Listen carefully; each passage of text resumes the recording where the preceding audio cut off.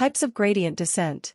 Based on the error in various training models, the gradient descent learning algorithm can be divided into batch gradient descent, stochastic gradient descent, and mini-batch gradient descent.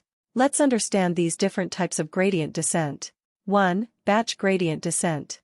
Batch gradient descent, BGD, is used to find the error for each point in the training set and update the model after evaluating all training examples. This procedure is known as the training epoch.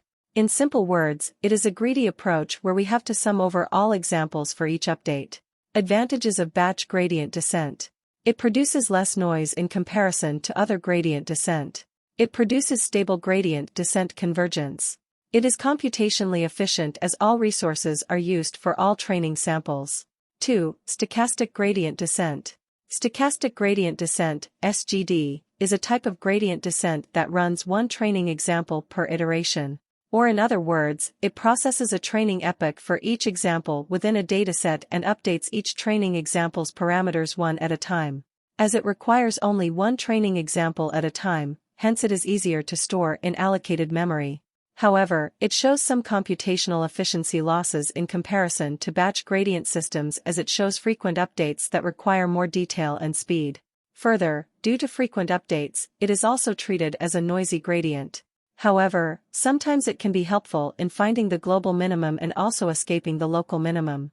Advantages of stochastic gradient descent. In stochastic gradient descent, SGD, learning happens on every example, and it consists of a few advantages over other gradient descent. It is easier to allocate in desired memory. It is relatively fast to compute than batch gradient descent. It is more efficient for large datasets. 3. Mini-batch gradient descent.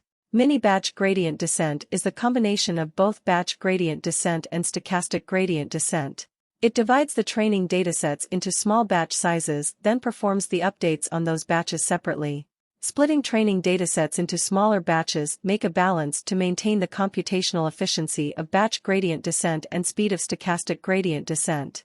Hence, we can achieve a special type of gradient descent with higher computational efficiency and less noisy gradient descent. Advantages of mini-batch gradient descent. It is easier to fit in allocated memory. It is computationally efficient. It produces stable gradient descent convergence.